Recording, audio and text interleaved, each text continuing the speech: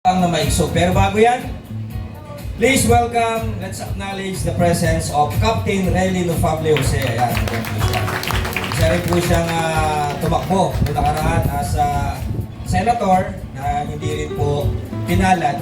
At siya po ay merong isang kumpanya, yung MGM. MGM ba yan? Yun, MGM Maritime. Isa po siyang marino. Ayun, tama. O nga no, tama naman, di ba? Natalo ba si Attorney Big? Ano nangyari? Natalo ba si Senator Relly Jose?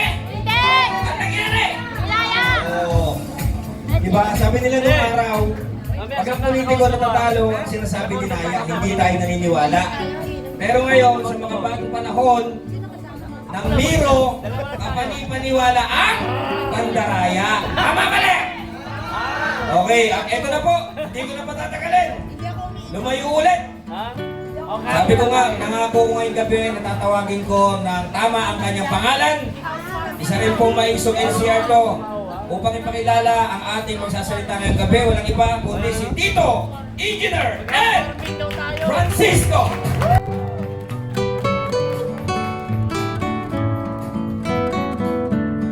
Isa pong maisok na gabi sa inyong lahat. Tama, engineer. It is my honor na ako ang napiling tagapagpakilala nitong magiting na taong ito. This man is somebody. He is a former cabinet secretary and presidential advisor on streamlining of government processes. He finished his AB degree in philosophy and theology in Seminario Mayor de San Carlos in Cebu City, and also has a master's degree from Ateneo de Davao. He was ordained as Catholic priest in 1970. He was the mayor of Mariboho town in Bohol from 2007 to 2016. He has been friend and avid supporter of FRRD, and he is being tagged by Mayor Digong as the brain and the silent partner. He is a co-founder of Hakbang ng Maiso, a social movement that advocates transparency, accountability, peace, and security. No further ado, let us welcome the brain of Hakbang ng Maiso, Capsec Leoncio Ebasco Jr. Mabuhay Maisak! Ate! Salamat, Placido. Magandang gabi sa mga kasama, mga isok, fellow journey men and women.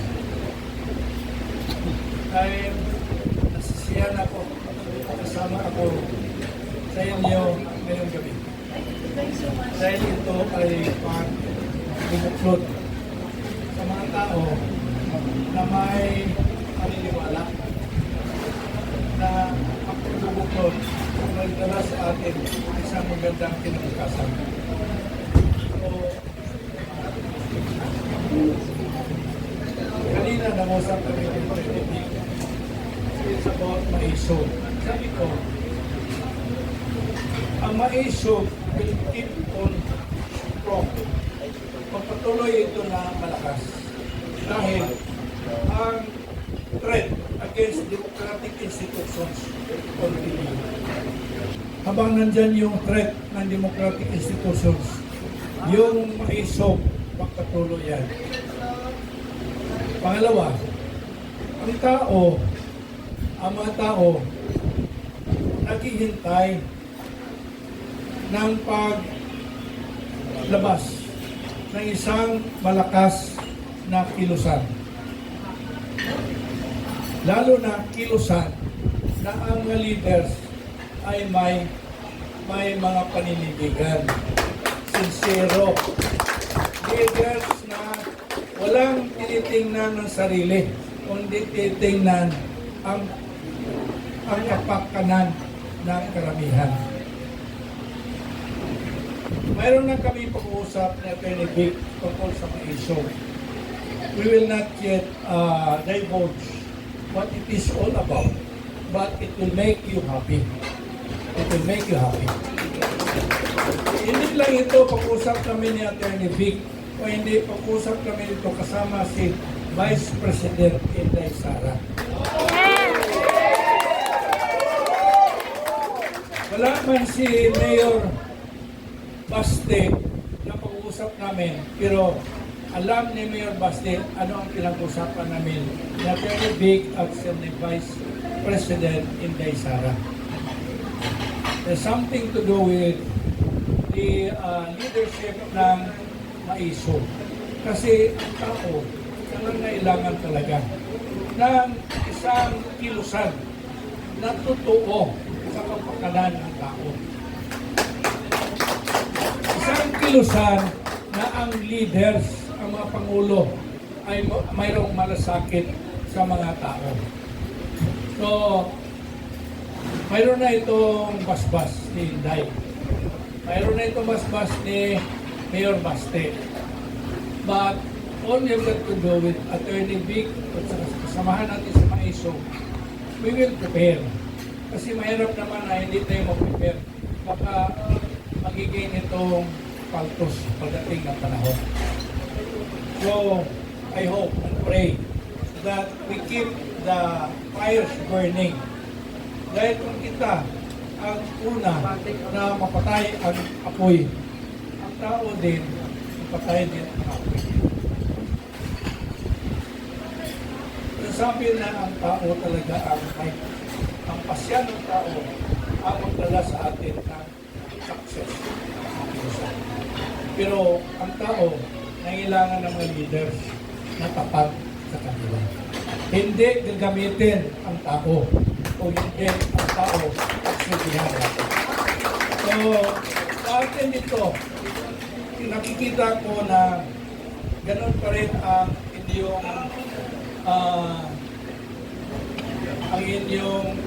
apoy, sarili ninyo. Ang inyong aspirations ng pagbabago, nandiyan pa rin.